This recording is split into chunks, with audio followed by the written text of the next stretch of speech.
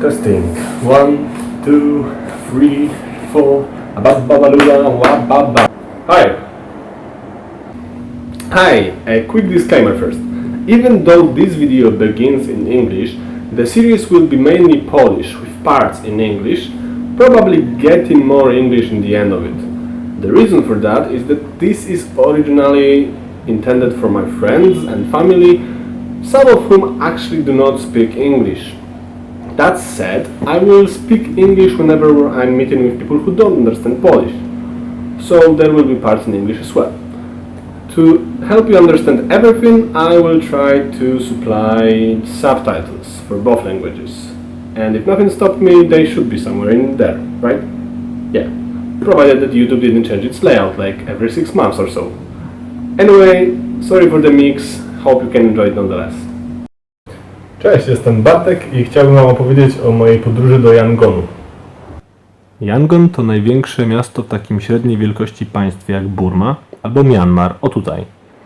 Graniczy to z Laosem, Tajlandią, od góry to duże to Chiny, a po lewej to duże to Indie, to małe Bangladesz, ale Wikipedia nie miała dla nich fajnych obrazków. Żeby się tam dostać, najłatwiej było dla mnie wziąć sobie pociąg z Krakowa do Warszawy, a potem 3 samoloty do Dubaju, Bangkoku i Yangonu. Podróż zaczęła się od bubble tea, bo ją uwielbiam. Kosztuje jakieś 14 zł albo coś takiego w Krakowie, ale nie szkodzi, bo jest super. Nie wiedziałem wtedy jeszcze, że tam gdzie jadę będę tego pił całe tony za grosze. Mniej więcej 2 razy taniej, 2 razy większe porcje.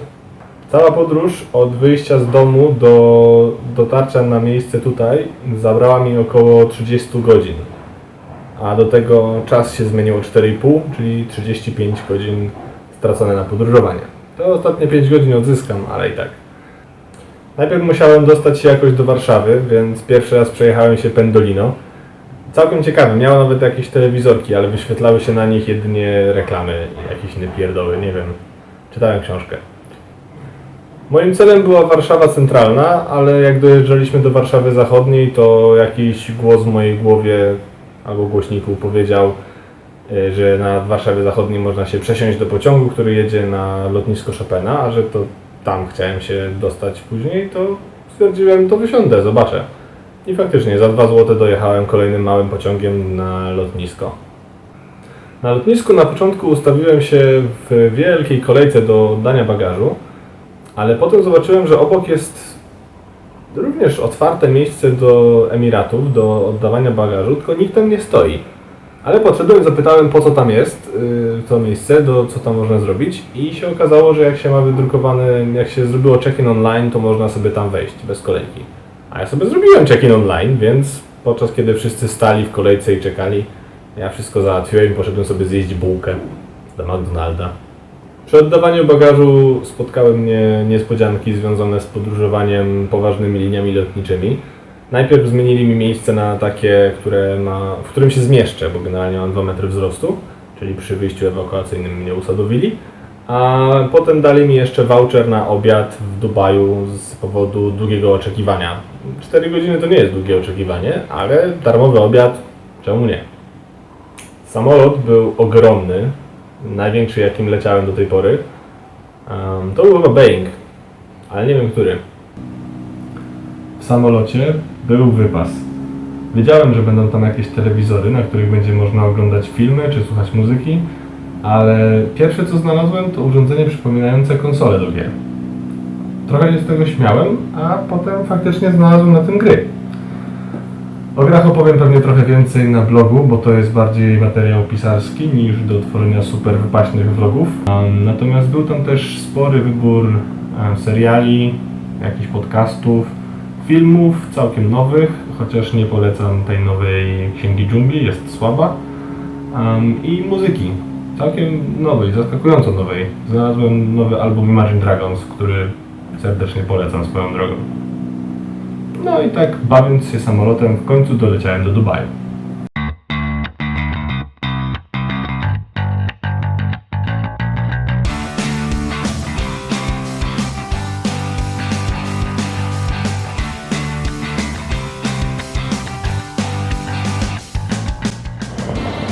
terminale są tak daleko od siebie, że trzeba pomiędzy nimi przemieszczać się pociągiem.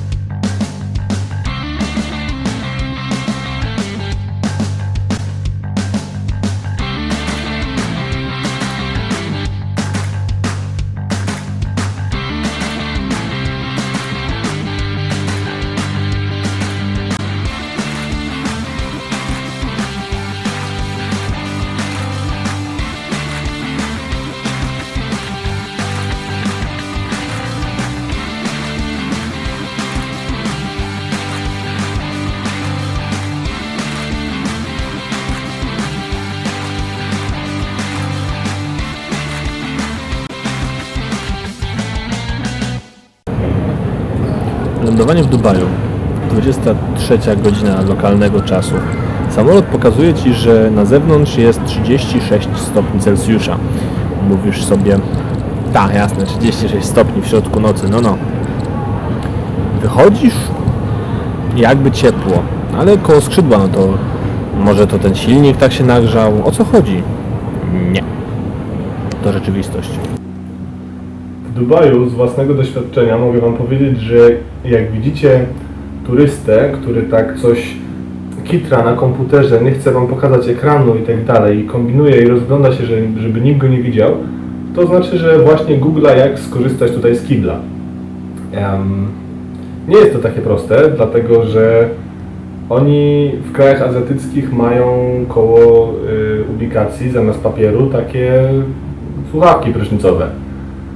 I generalnie to nie do końca jest dla mnie zrozumiałe i dla wielu turystów, patrząc po Google'ach, jak z tego skorzystać. A do tego mam taką teorię, że Dubaj jest taki bogaty dlatego, że nawet za internet każą sobie płacić krocie, bo jeśli się chciało używać więcej niż chyba 60 minut internetu, to trzeba było im zapłacić na lotnisku. Więc można powiedzieć, że czas gonił na więcej niż jeden sposób. W końcu uzbierałem całą odwagę, na jaką było mnie stać, i okazało się, że papier był. Taka antyklimatyczna historia. W Dubaju czekała mnie jeszcze jedna niespodzianka, a mianowicie bar sygnowany Jackiem Danielsem. Jako zadeklarowany fan Jacka nie mogłem przejść obojętnie obok tego. Długo się omałem, czy tam wejść, no bo miałem darmowy obiad nie tam. Darmowy obiad jadłem w tym miejscu i bardzo mocno go nie polecam, bo jedyna rzecz gorsza od jedzenia tam to była obsługa, więc jeśli tylko macie wybór, nie idźcie tam. Jakbym wiedział, to bym poszedł do McDonalda, bo nawet do McDonalda mogłem iść na ten voucher. No więc nie byłem do końca głodny. To też była dość druga knajpa, więc zastanawiałem się, no ale no nie mogłem odmówić, więc wszedłem i zjadłem naprawdę dobre żarcie, dobre fryty z dobrym sosem i popiłem to bardzo dobrym drinkiem. Po tym wszystkim nadszedł czas na lot do Bangkoku. Samolot był prawie taki sam, chociaż zamiast Boeinga lecieliśmy teraz Airbusem, ale to, o czym Wam nie powiedziałem wcześniej, to jest to, że na tych telewizorkach można też było oglądać widok z kamer, które były umieszczone na samolocie, na zewnątrz w sensie. Można było spojrzeć, co jest pod nami, zazwyczaj były to chmury. Można było spojrzeć, co jest przed nami, zazwyczaj były to chmury. W tym drugim samolocie można jeszcze było oglądać widok z ogona i widzieć cały samolot i chmury. Także to było ciekawe, to było najfajniejsze. Można było patrzeć, jak on wygląda, jakby miał się zaraz rozpaść i jak macha skrzydłami. Tego nie powinien robić. Ale jakoś doleciał.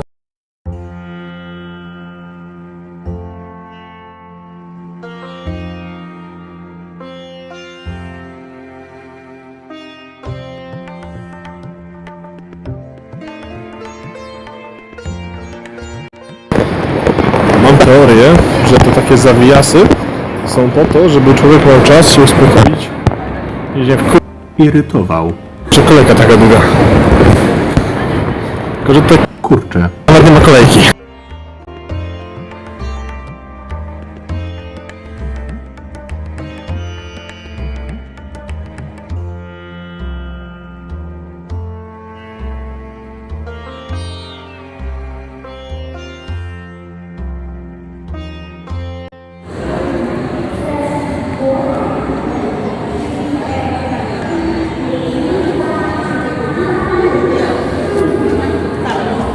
Już mi się nie chce.